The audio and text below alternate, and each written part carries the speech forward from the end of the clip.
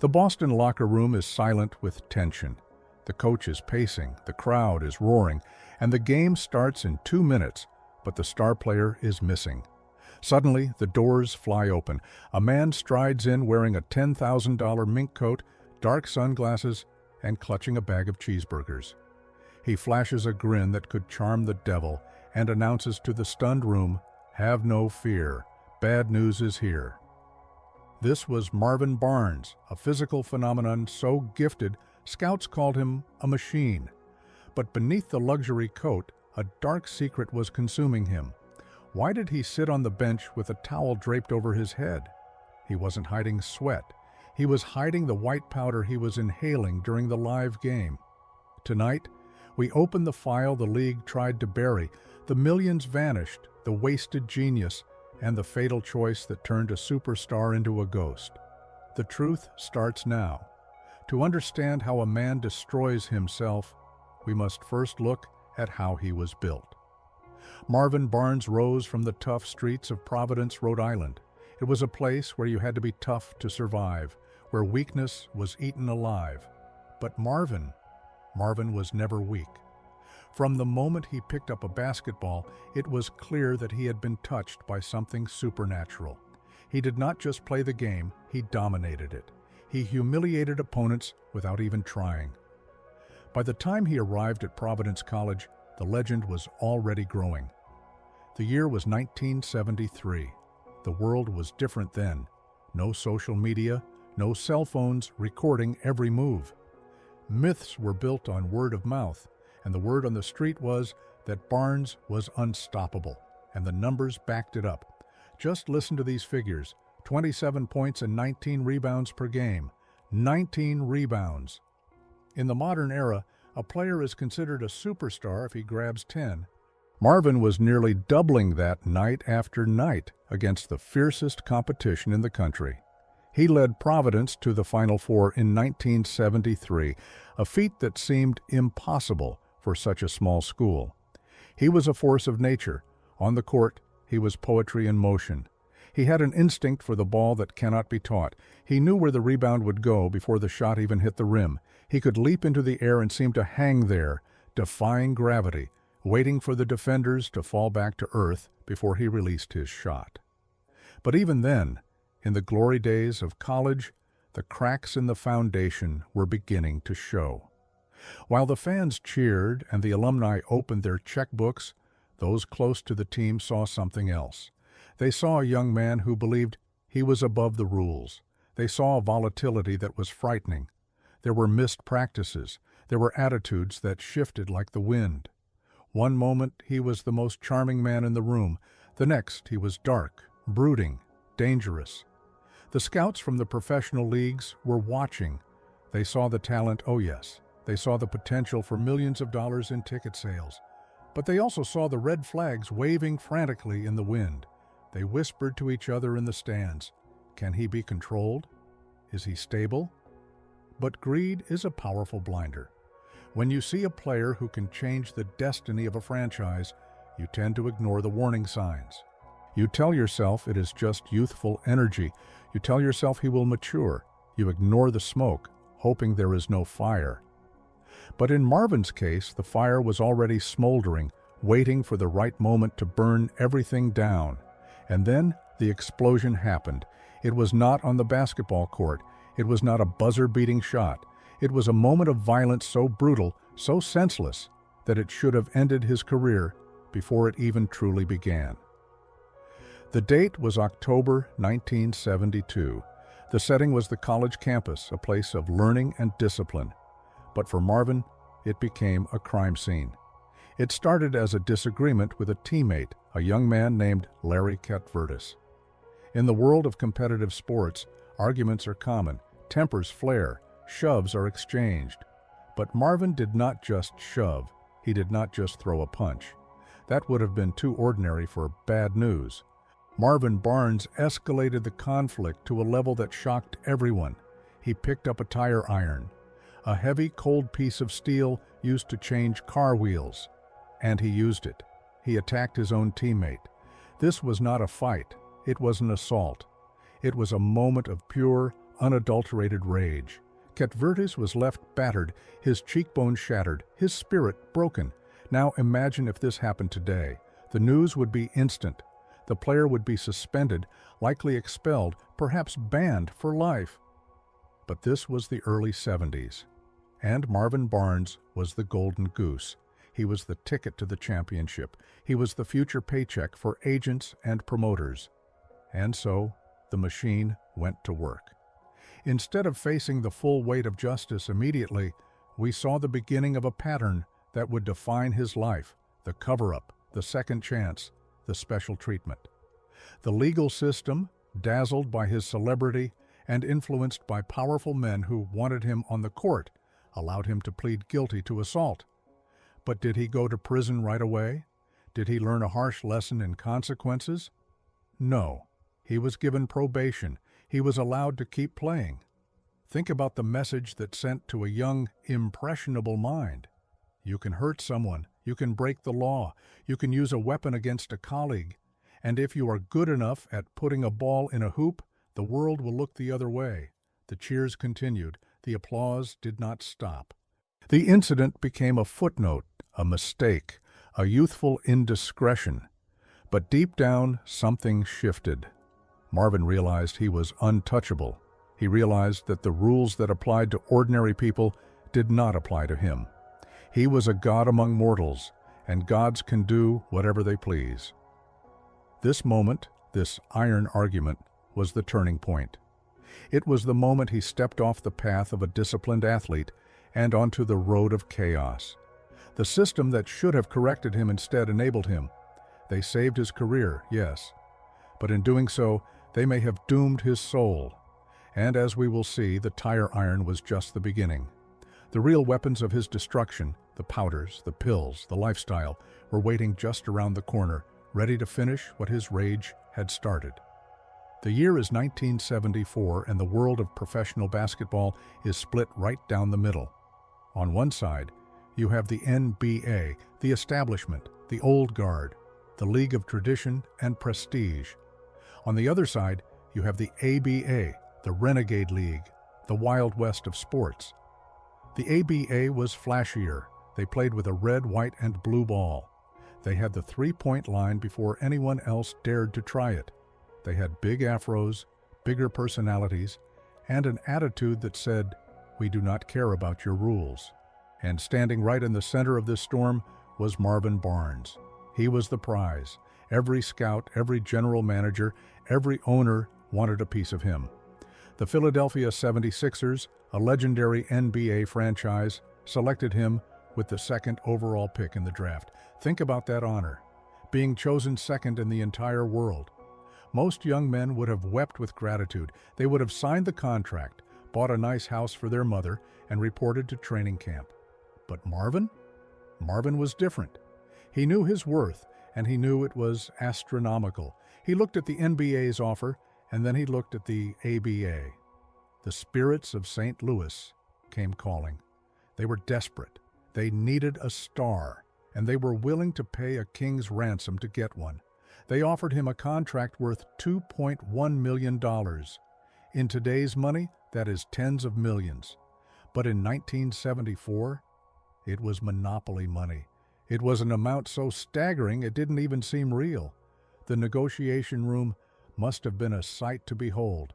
Imagine a 22-year-old kid fresh out of college sitting across from men in suits who controlled millions. Marvin did not flinch. He did not blink. He demanded the world, and they gave it to him. He chose the spirits, not because they were the better team, but because they offered him the two things he craved most: immense wealth and absolute freedom. He chose the money over the legacy. He chose the chaos of the ABA over the stability of the NBA. It was a decision that would define his entire career. He walked away from the establishment to join a circus. And oh, what a circus it was. By signing that contract, Marvin Barnes didn't just become a rich man, he became a symbol of the excess that would eventually consume him. He had won the lottery, but he had no idea that the ticket he just bought came with a terrible price. If you think modern sports teams have drama, you have never heard of the Spirits of St. Louis. To call them a basketball team is an insult to the sport. They were a traveling rock band in shorts. They were a collection of the most volatile, talented, and unmanageable personalities ever assembled under one roof. And the ringleader, the undisputed king of this anarchy, was none other than Marvin "Bad News" Barnes. The atmosphere in that locker room was toxic, exhilarating, and completely devoid of discipline. There were no curfews. There were no rules that couldn't be broken if you scored enough points. The coach wasn't a leader. He was a lion tamer, trying to keep the beasts from eating each other. And Marvin? Marvin was the lion that refused to be tamed. He treated the team like his personal entourage. While other players were resting or watching game film, Marvin was living a life that would make a Hollywood movie star blush. He arrived at games when he felt like it. Sometimes he would show up minutes before tip-off, still wearing his street clothes, looking like he had just stepped out of a nightclub, because he usually had. The stories from this era are legendary. They say the team plane was more like a flying party bus. But for Marvin, even the team plane wasn't enough. He wanted to travel in style. He would miss the team flight on purpose just so he could charter his own plane or drive a luxury car to the next city. He wanted to be separate, above the rest. The Spirits were chaotic, yes, but they were also mesmerizing, and that was the tragedy. When Marvin stepped on the court, despite the lack of sleep, despite the lifestyle that should have killed a normal man, he was magnificent. He averaged 24 points and 15 rebounds as a rookie. He was the Rookie of the Year. He proved that he could break every rule of professionalism and still be the best player in the building. It validated his behavior. It told him, "You don't need to work hard, you are magic." And that is the most dangerous lie a person can believe. Now we arrive at the story that defines the enigma of Marvin Barnes. It is a tale so bizarre, so hilarious, and yet so telling that it has been passed down through generations of basketball fans like a folk tale. It is the story of the time machine. The team was scheduled to fly from Louisville, Kentucky, back to St. Louis, Missouri. The flight was short, less than an hour, but here is the catch. St. Louis is in the Central Time Zone, and Louisville is in the Eastern Time Zone. Because of the time change, the flight was scheduled to land at a local time that was earlier than the time they took off. For example, if they left at 8 p.m., they would land at 7:56 p.m. Most people understand how time zones work. It is a simple concept. But Marvin Barnes looked at the flight schedule, looked at his teammates, and shook his head. He was not having it. He refused to board the plane. He stood there on the tarmac, his face dead serious, and delivered one of the most famous lines in sports history. "I ain't getting in no damn time machine." He insisted that he was not going to fly on a plane that landed before it took off. Was he joking? Was he pulling a prank? Or was his grip on reality so loose that he genuinely believed the plane was a supernatural device? To this day, people debate it. But the action he took was real. He rented a car, a massive, expensive luxury sedan, of course, and drove the distance himself. While his teammates flew home, Marvin was on the highway, driving through the night, convinced he had outsmarted the laws of physics. This story is funny, yes. It makes us laugh at the eccentricity of bad news. But look closer. Look at the arrogance. Look at the detachment from reality. Here was a man who believed he could dictate the terms of everything, even time itself. He inconvenienced the team, he spent unnecessary money, he risked fatigue, all because of a whim.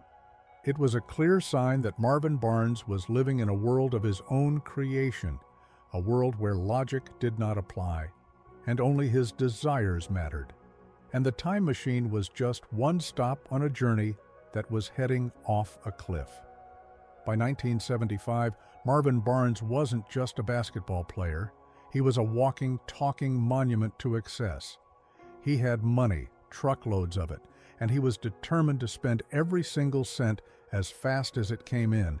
He didn't just buy cars, he bought fleets. We are talking about custom-painted Cadillacs, sleek Italian sports cars, and the crown jewel of his collection, a silver Rolls-Royce. Now, owning a Rolls-Royce in the mid-70s was a statement. It screamed, "I have arrived."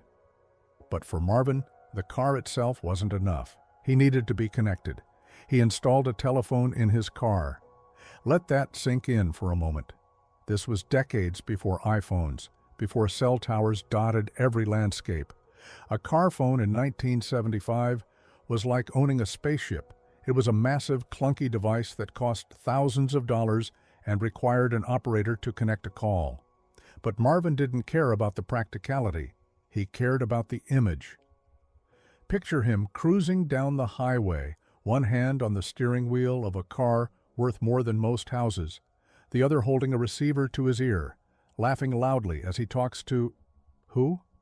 Probably his agent, demanding more money, or perhaps one of the many hangers-on who surrounded him like moths to a flame. And let's talk about those friends. Marvin was never alone. He had an entourage that would rival a small army. There were childhood buddies, distant cousins, and people he had just met 5 minutes ago who swore they were his biggest fans. They ate his food, drank his liquor, and rode in his cars. They told him he was the greatest thing since sliced bread. They never said no. They never told him to slow down. Why would they? Marvin was their meal ticket. As long as bad news kept playing, the party would never end. But behind the laughter and the clinking glasses, there was a hollowness. Marvin was buying affection. He was filling the void in his soul with material things. He would drop $5,000 on a fur coat just because he liked the color. He would rent out entire floors of hotels for parties that lasted for days. He was living the dream, or so it seemed. But in reality, he was building a golden cage, and he was the only prisoner inside. Remember that tire iron? Remember the youthful indiscretion at Providence College? The legal system may have been slow, but it was not entirely blind. While Marvin was living like a king in the ABA, the wheels of justice were slowly, inexorably turning. He had violated the terms of his probation. The details are murky. A missed meeting, a minor scrape with the law. But the result was crystal clear. The judge had had enough. Suddenly, the millionaire superstar was facing a terrifying reality. Prison. Not a suspended sentence, not a fine. Real, hard time behind bars. The sentence was handed down. 1 year in the adult correctional institutions in Cranston, Rhode Island. Can you imagine the shock? One day you are flying on private jets and signing autographs. The next, you are trading your custom suit for a prison uniform. For most people, this would be the end, a career-killing moment. But Marvin Barnes was not most people, and the system was not done bending the rules for him. What happened next is one of the most surreal chapters in sports history. Marvin Barnes went to prison, yes, but he didn't stay there in the traditional sense. His lawyers, his team, and the sheer force of his celebrity concocted a plan that sounds like fiction. He was granted a work release program, but his work wasn't sweeping floors or making license plates. His work was playing professional basketball. During the day, he was inmate Barnes, confined to a cell, surrounded by hardened criminals. He ate prison food. He followed orders. But when the sun went down, or on weekends, he was transformed back into bad news. He would be escorted out of the prison gates, not by guards, but by team officials. He would travel to the arena, put on his uniform, and play in front of thousands of screaming fans. It was a bizarre, almost schizophrenic existence. He was a hero on the court and a convict off it. The psychological toll must have been immense. Imagine the cognitive dissonance. Imagine the whispers in the locker room. "Hey Marvin, how's the food in the joint?" "Don't drop the soap, bad news." It was a humiliation disguised as a privilege. But Marvin played on. He played because it was the only thing he knew how to do. He played because on the court, he was free. When Marvin Barnes finally finished his sentence and returned to the spirits full-time, something had changed. The prison stint hadn't humbled him, it had hardened him. He came back with a chip on his shoulder the size of a boulder. He was angry at the system, angry at the world, and he channeled that anger into his game. His return was nothing short of spectacular. The media was waiting for him to fail. They expected a broken man, rusty and out of shape. Instead, they got a monster. In his first games back, Marvin played like a man possessed. He attacked the rim with a ferocity that was frightening. He rebounded like every ball was a piece of his lost freedom. He scored at will. The fans went wild. They loved the redemption arc. They loved the bad boy image even more now that it was authentic. He was no longer just a talented kid with an attitude. He was an outlaw. He was the rebel who had beaten the system. Merchandise sales soared. Attendance spiked whenever the spirits came to town. Everyone wanted to see the convict who could fly. But this triumph was hollow. Yes, his statistics were incredible. Yes, he was still an all-star caliber player. But the internal damage was done. The prison experience had introduced him to a darker side of life. And crucially, it had not addressed the root of his problems. There was no rehabilitation, no therapy, no confrontation with his demons. He had simply paused his life of excess, and now that he was out, he hit the play button again, only this time, the volume was turned up to maximum. He believed he was invincible. "I went to jail and I'm still the best," he likely told himself. "Nothing can stop me." This arrogance was his armor, but it was also his blindfold. He didn't see that the league around him was changing. The ABA was crumbling, running out of money and stability. A merger with the NBA was looming. And while the ABA tolerated his antics because they needed his star power, the NBA was a different beast entirely. They demanded professionalism. They demanded discipline. And Marvin Barnes was about to find out that talent alone is not enough when you are playing in the big leagues. The year 1976 marked the end of an era. The great American basketball experiment, the American Basketball Association, collapsed. It did not go out with a bang, but with a signature on a legal document.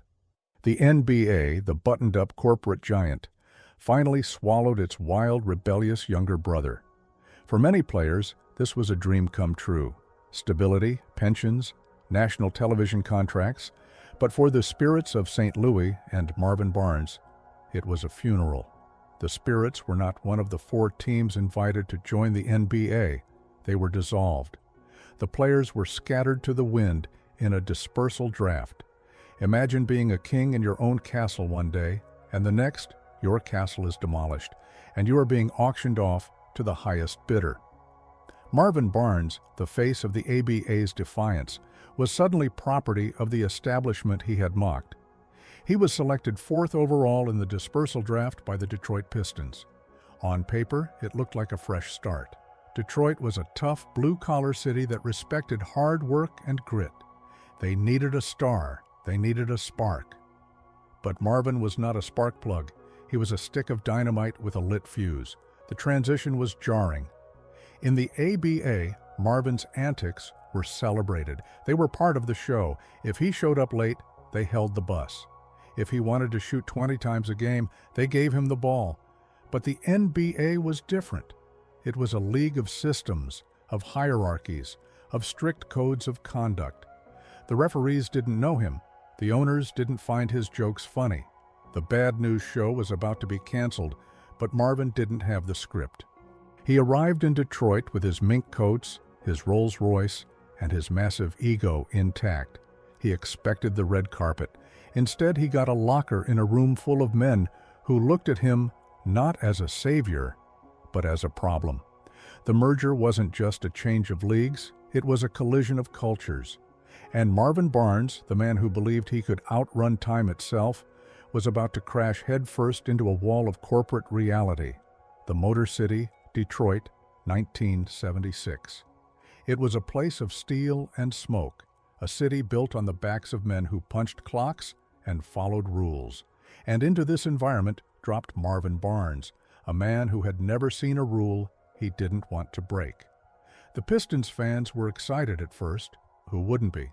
They had just acquired one of the most talented power forwards on the planet. They dreamed of championships. They dreamed of glory. But the dream turned into a nightmare almost immediately.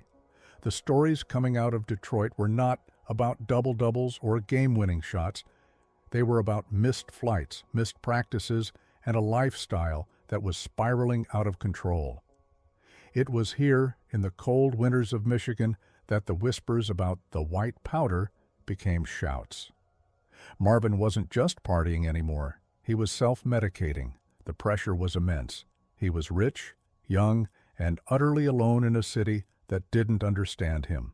The Bad News nickname, which used to be a cheeky reference to what he did to opponents, took on a sinister new meaning. He became bad news for his own team. There were nights he would show up to the arena looking hollow, his eyes hidden behind dark glasses, his energy frantic and uneven.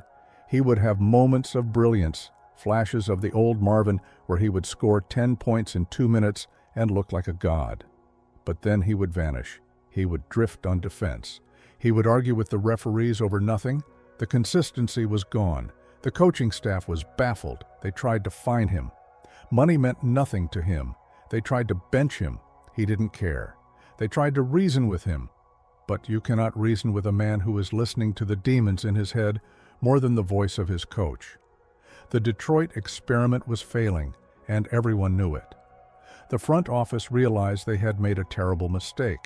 They hadn't bought a franchise player, they had bought a ticking time bomb. And the countdown was accelerating. By the start of the next season, the Pistons had seen enough. They wanted out of the Marvin Barnes business. They traded him to the Buffalo Braves. Now, in the hierarchy of the NBA in the late 70s, being traded to Buffalo was not a promotion. It was exile. It was Siberia. The Braves were a struggling franchise, a team in turmoil, playing in a city famous for snowstorms and losing seasons. For a man with Marvin's pride, this was a slap in the face. He wasn't being courted anymore. He was being discarded. He was a suitcase without a handle, hard to carry, and a pity to throw away because the contents were so valuable. But the handle was broken. He arrived in Buffalo with a chip on his shoulder the size of the arena. He hated the city. He hated the cold. He hated the fact that he wasn't in New York or Los Angeles, and his behavior reflected his misery. If he was unmanageable in Detroit, he was impossible in Buffalo. The white powder had become his primary companion. It numbed the pain of rejection. It made him feel like the king of the ABA again, even if he was playing in front of half-empty stands in a crumbling stadium. His stats began to dip. The explosive leap was still there, but it appeared less often. The lightning-fast first step was just a fraction of a second slower. The locker room in Buffalo was a grim place. Teammates didn't want to get close to him. They saw the destructiveness. They saw the erratic behavior. Marvin was becoming an island. He would sit by himself, wrapped in his expensive furs, staring at the floor, lost in a fog of chemicals and regret. He was still in his 20s, physically in his prime, but spiritually he was already retiring. The tragedy of the Buffalo period is that it showed the league that Marvin Barnes was expendable. The Golden Boy was tarnished.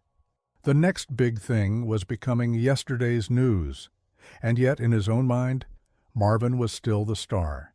He refused to admit that he had a problem. He blamed the coaches, he blamed the city, he blamed the weather.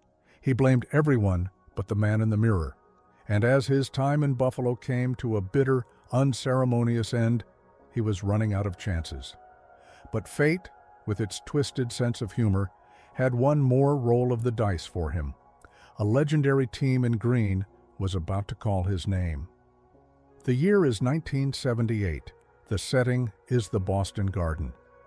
If you know anything about basketball, you know that this building was not just an arena, it was a cathedral. The Boston Celtics were not just a team, they were a religion. They had won championship after championship. They valued discipline, teamwork, and a quiet, dignified excellence. They were the Green Machine, run by the legendary patriarch Red Auerbach, a man who smoked victory cigars and demanded absolute loyalty. And into this temple of order walked the ultimate agent of chaos, Marvin Barnes. The trade that brought Marvin to Boston was seen by many as a desperate gamble. The Celtics were in a slump. They needed talent, and Marvin had talent dripping from his fingertips. The logic was simple. If anyone could tame the beast, if anyone could force bad news to become good news, it was the Celtics organization. It was the structure, the history, the banners hanging from the rafters. Surely wearing that iconic green jersey would sober him up. Surely looking into the eyes of legends would make him straighten his path. But addiction does not care about history. It does not respect trophies or banners. Marvin arrived in Boston not as a humble student ready to learn, but as a hurricane making landfall. The culture clash was immediate and violent. The Celtics played team basketball. Marvin played Marvin basketball. The Celtics players wore suits and ties. Marvin wore furs and gold chains. The locker room, once a sanctuary of focus, became a tense battleground. You had the old guard, men who had bled for the franchise, looking at this newcomer with a mixture of awe and disgust. They saw his physical gifts. He was still, arguably, the most naturally gifted player on the roster. He could do things in practice that made veterans shake their heads in disbelief. But they also saw the lateness. They smelled the stale alcohol on his breath during morning shoot-arounds. They saw the glassy look in his eyes that no amount of Vicine could hide.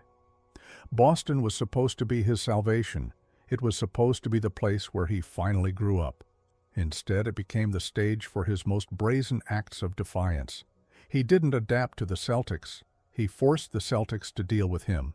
And the majestic Boston Garden, with its parquet floor and ghostly echoes of past glories, was about to witness a desecration that no one could have predicted. We have now arrived at the darkest, most infamous moment of this saga. It is a story that has been whispered in bars and locker rooms for decades. For a long time, people thought it was an urban legend, a myth invented to make bad news sound even worse than he was. But the witnesses were there. The truth, as they say, is stranger than fiction. The game is in progress. The crowd is screaming. The sneakers are squeaking on the hardwood. The adrenaline is pumping. Marvin Barnes is on the bench. He has just come out of the game sweating, his heart pounding. But it is not just the exertion of the sport that is racing through his veins. His body is screaming for something else. The addiction that has clawed its way into his brain is demanding to be fed, right now. Not after the game, not at halftime, now. Most players on the bench drink water. They wipe their faces with a towel. They listen to the coach. Marvin Barnes did something else. He sat at the end of the bench, away from the coaches. He took a towel and draped it over his head, creating a small private tent in the middle of a public arena filled with thousands of people. To the casual observer, it looked like a player trying to focus or perhaps praying. But under that towel, a different kind of ritual was taking place. He pulled out a small vial, a vial containing the white dust, the devil's dandruff, the substance that had become more important to him than oxygen. And right there, sitting on the sideline of a professional basketball game, surrounded by teammates, fans, and security, Marvin Barnes inhaled. Think about the audacity. Think about the level of desperation. He was snorting the substance during the game. He wasn't just using it to party, he was using it to function. He was using it to keep the high going, to keep the demons at bay for another quarter. When he threw the towel off, his eyes were wide, his pupils dilated. A surge of artificial chemical energy flooded his system. He checked back into the game. He ran faster. He jumped higher. For a few minutes, he looked like Superman. But it was a lie. It was a chemically induced mirage. He was cheating his body, cheating the game, and cheating himself. This moment encapsulates the tragedy of Marvin Barnes. It wasn't just that he had a problem. It was that the problem had consumed him so completely that he lost all sense of boundaries. The sanctity of the court meant nothing. The fear of getting caught meant nothing. There was only the hunger and the powder and the tragic, lonely figure hiding under a towel, slowly killing himself in front of the world. After the disaster in Boston, Marvin was on the move again. He was traded to the San Diego Clippers. If Boston was a place of structure and cold reality, San Diego was a warm, hazy dream. The franchise had just moved from Buffalo. They were trying to build a new identity in Southern California. But for a man battling the demons of addiction, San Diego was not a fresh start. It was a playground with no fences. The late 70s in California. The sun, the beaches, the relaxed attitude. It was the epicenter of the me generation. The toxic culture was not hidden in the shadows. It was out in the open, celebrated in songs and movies. For Marvin, it was like throwing a drowning man an anchor instead of a life vest. He arrived in San Diego physically declining. The years of abuse were starting to take their toll. The explosive leap that had made him a legend at Providence was gone. His knees were aching, his wind was short. He was only in his late 20s, an age when most athletes are entering their absolute prime. But Marvin's body was aging in dog years. The Clippers were a team in flux. They had another superstar, the great Bill Walton, who was struggling with his own injuries. It was a team of broken toys, and Marvin fit right in. He played, but the magic was flickering. The games blurred together. The stats were mediocre. He was no longer bad news, the superstar. He was just bad news, the distraction. The team management tried to look the other way, but it was impossible. He would disappear for days. He would miss flights to road games. When he did play, he was a shadow of himself. The fans in San Diego didn't see the phenomenon. They saw a tall, tired man who looked like he would rather be anywhere else. It was a sad, slow slide into irrelevance. The league was moving on. New stars were rising. Magic Johnson and Larry Bird were about to arrive and change the NBA forever. The era of the wild, lawless ABA player was ending. The league was cleaning up its image, and Marvin Barnes, with his fur coats and his vials of powder, was a relic of a time they wanted to forget. San Diego was supposed to be the sunset of his career, a gentle fade-out. But for Marvin, there is no such thing as gentle. The crash was coming. The money was running out. The friends were disappearing. And the silence that follows the roar of the crowd was getting louder and louder every day. The music was about to stop, and Marvin was about to find himself without a chair. It happened with a whimper, not a bang. There was no press conference with flashing cameras. There was no farewell tour where opposing teams gave him rocking chairs as gifts. The end of Marvin Barnes's career in the major American leagues was cold, bureaucratic, and devastatingly silent. The San Diego Clippers simply let him go. They looked at the balance sheet. They looked at the points he was scoring, which were dwindling, and they looked at the headaches he was causing, which were multiplying. The math didn't work anymore. In professional sports, you can be a problem as long as you are producing. But the moment your production drops, the tolerance for your behavior evaporates. Marvin had crossed that invisible line. He was 28 years old, 28. In any other profession, that is the beginning of a career. In basketball, it is supposed to be the prime. But for Marvin, it was retirement. Imagine the psychological impact. For his entire life, since he was a tall, lanky kid in Providence, the world had told him he was special. He was the chosen one. People opened doors for him. They paid for his meals. They laughed at his jokes even when they weren't funny. And suddenly, the phone stopped ringing. The agents who used to blow up his pager were suddenly in a meeting. The friends who filled his living room disappeared like smoke in a strong wind. He was left alone in a mansion that felt too big with a silence that was too loud. Denial is a powerful thing. Marvin didn't believe it was over. They'll call back, he told himself. The Knicks will call. The Lakers will call. They need bad news. He kept waiting. He kept training. sporadically, fueled by his chemical habits. But the call never came. The league had made a collective decision. Marvin Barnes was toxic. He was radioactive. No one wanted to touch him. This period was perhaps more dangerous than the playing days. Without the structure of a season, without games to prepare for, Marvin had 24 hours a day to fill. And he filled them with the only thing that gave him comfort, the lifestyle. He burned through money at a terrifying rate. The void of not playing was a black hole, and he threw everything he had into it, his wealth, his health, his reputation, trying to fill the empty space where the cheers of the crowd used to be. When America closes its doors, desperate players look across the ocean. Europe, the old world. In the early 80s, Italy was becoming a haven for talented Americans who had burned their bridges in the NBA. The money was good, the food was amazing, and the competition was manageable. It seemed like the perfect solution, a fresh start, a place where bad news was just a nickname, not a reputation. Marvin packed his bags. He took his talents to Hurlingham Trieste. The Italian fans were ecstatic.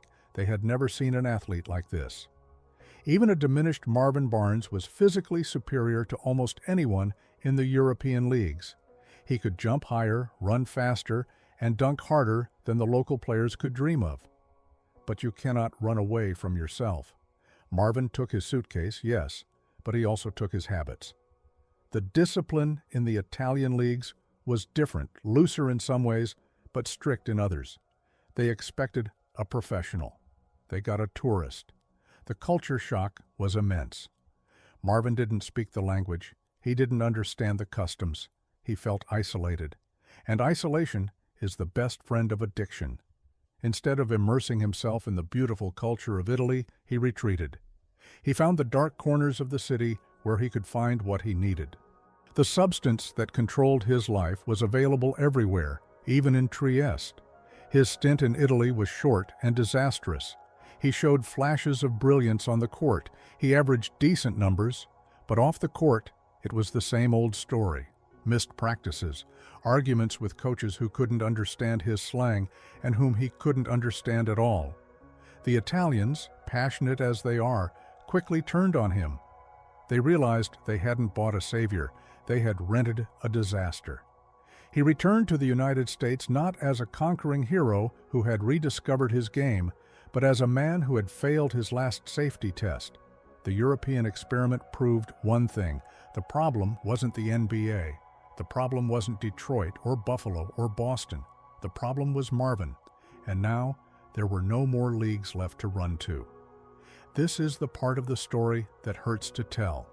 It is the part where the glamour fades completely, leaving only the gritty, ugly reality of addiction. We are talking about a precipitous fall, a vertical drop. Marvin Barnes, the man who once refused to board a plane because of time zones, the man who owned a fleet of luxury cars, was now living on the edge of society. The money ran out. It didn't happen overnight, but it happened faster than anyone could have imagined. First, the Rolls-Royce was sold, then the furs, then the jewelry, then the houses. He moved from penthouses to apartments, then from apartments to motels. And finally, there were nights where he had nowhere to go. The bad news was now living in the bad neighborhoods he had fought so hard to escape. He was back in the environment of his youth, but without the hope of a future. People would see him on the street. Imagine walking down a rough block in San Diego or Providence and seeing a 6'8" giant, looking disheveled, his eyes hollow. You would stop. You would squint. Wait, you would say. Is that Marvin Barnes? And sometimes he would deny it. He was too proud. He didn't want them to see the king in rags. Other times, he would use his fame for a few dollars. Yeah, I'm bad news, he might say, hoping for a handout, hoping for just enough cash to buy the next hit. He entered the shadow world. He began associating with dangerous people, not the fun party crowd of the disco era, but serious criminals. He was arrested for burglary. Burglary! A man who had signed multi-million-dollar contracts was now breaking into cars and houses to steal radios or loose change. It was a humiliating, devastating low. The substance had taken everything. It stripped him of his dignity. It took his athletic ability. It took his family relationships. He was a ghost haunting the streets of the cities he used to own. There were stories of him sleeping in bus stations, his long legs curled up on plastic chairs. There were stories of him being beaten up over debts. This wasn't a movie script anymore. There was no director to yell, "Cut." This was real life, and it was brutal. The tragedy wasn't just that he was poor, it was that he knew what he had lost. Every cold night, every pang of hunger was a reminder of the mink coats and the steak dinners he had thrown away. He was living in a hell of his own making, and the exit door seemed to have vanished completely. The 90s and the 2000s brought a different kind of struggle for Marvin Barnes. The cheering crowds were long gone, the bright lights of the arenas had dimmed. Now he was fighting a battle that was far more important than any championship game. He was fighting for his soul. We often hear about athletes who fall and never get up. But Marvin was a fighter. He didn't just lay down and accept his fate in the shadows. There were moments, fleeting, beautiful moments, where the clouds parted. He entered rehabilitation programs, not once, not twice, but many times. It was a revolving door of hope and despair.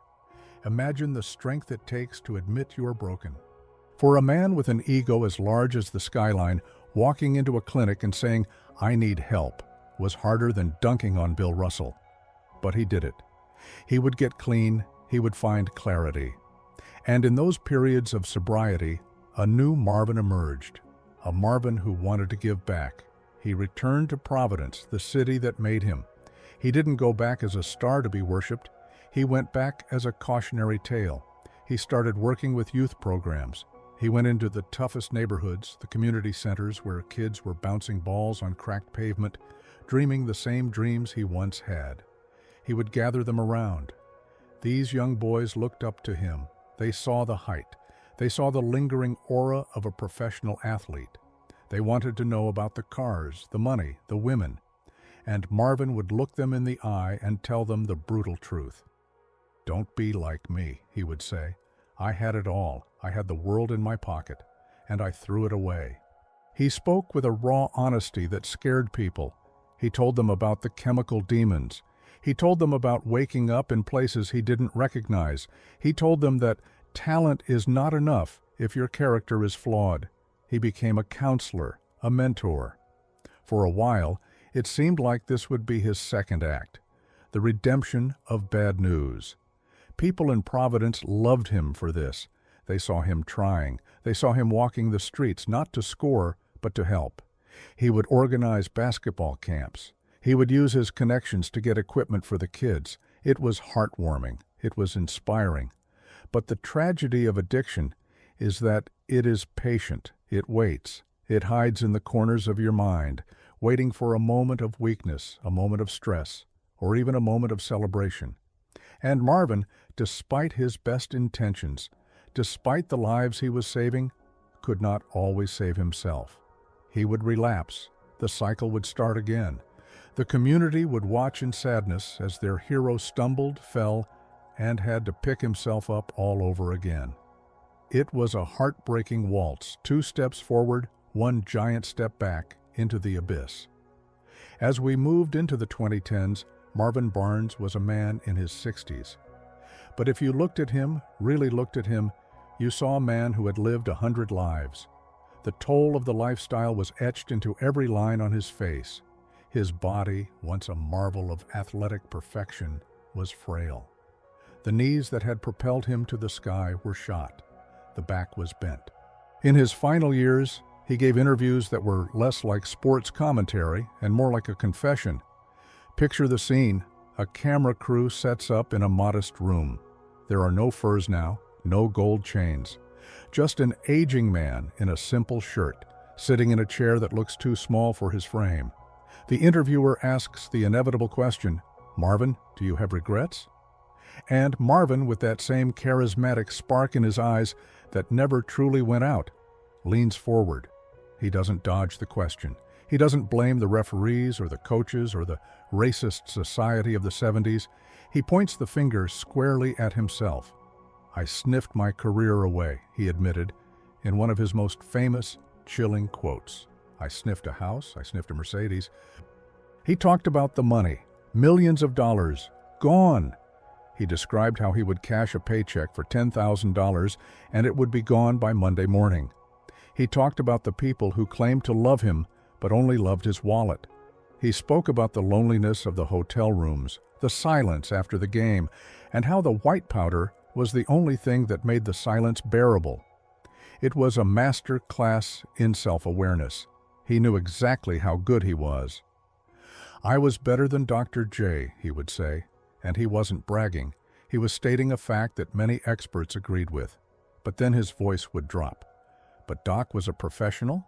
I was a fool." He spoke about the what-ifs.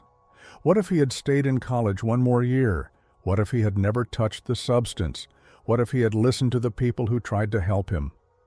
These questions haunted him. You could see it in his eyes. He wasn't looking for pity. He was looking for peace. He wanted the world to know that being bad news wasn't a badge of honor. It was a curse. He wanted his legacy to be the truth, even if the truth was ugly. He stripped away the myth of the cool outlaw and showed the terrified, addicted kid underneath. It was his final assist, his last great pass to the next generation. He was telling them, "Look at me, look closely. Is this what you want?" In these final interviews, Marvin Barnes achieved a dignity that he had chased his entire life. He didn't find it in the bottom of a bottle or in the applause of a crowd.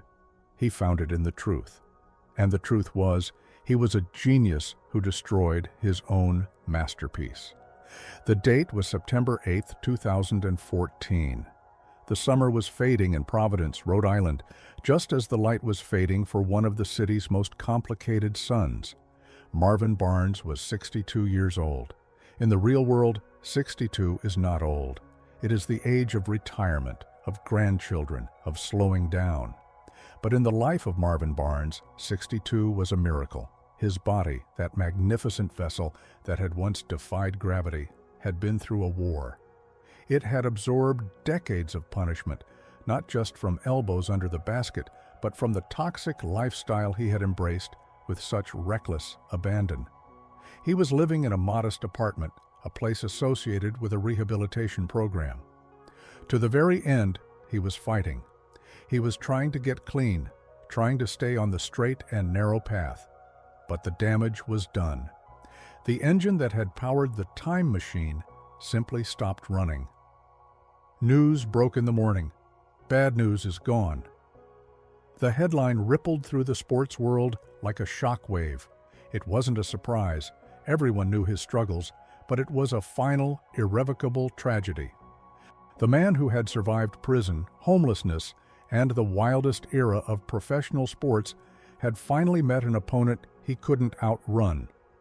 The cause was listed as acute chemical intoxication by the medical examiner, but let's be honest with ourselves.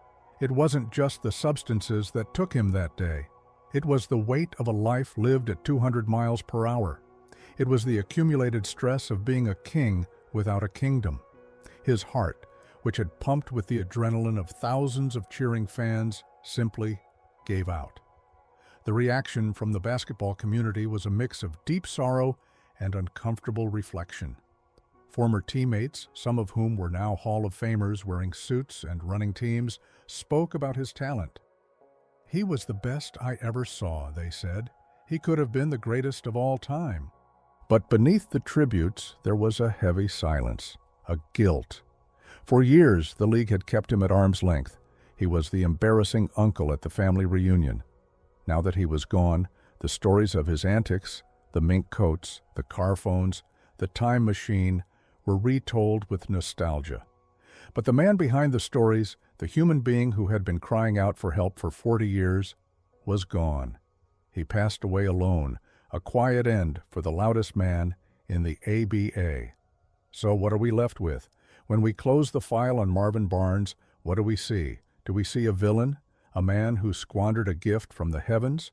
Or do we see a victim, A young man from a hard background who was given too much money, too soon, with no guidance, and then abandoned when the party was over. Marvin Barnes is the ultimate what if. In the history of sports, there are many tragic figures, but none quite like him. He stands as a towering monument to lost potential.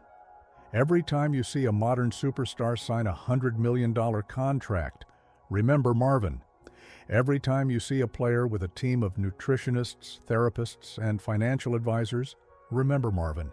He was the sacrificial lamb. His destruction forced the leagues to wake up. It forced them to realize that you cannot just hand a 20-year-old the world and expect him not to break it. He is a ghost story told to rookies. Don't be bad news, agents tell their clients, but they don't understand the half of it.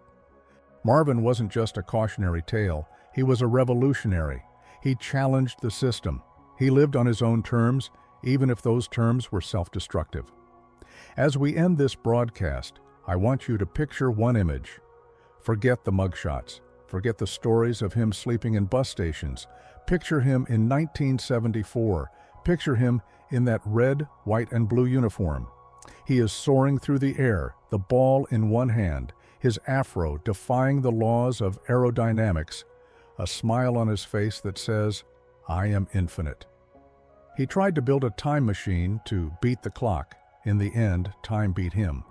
But for those few glorious years, Marvin Barnes didn't just play basketball, he was basketball. He was the jazz, the funk, and the soul of the game. Was the price he paid worth the ride? Only he knows the answer to that. But one thing is certain, the NBA archives are full of secrets, full of players who walked the line. But there will never, ever be another bad news. Good night, and keep your eyes open. You never know what other secrets are hiding in the shadows of the Hall of Fame.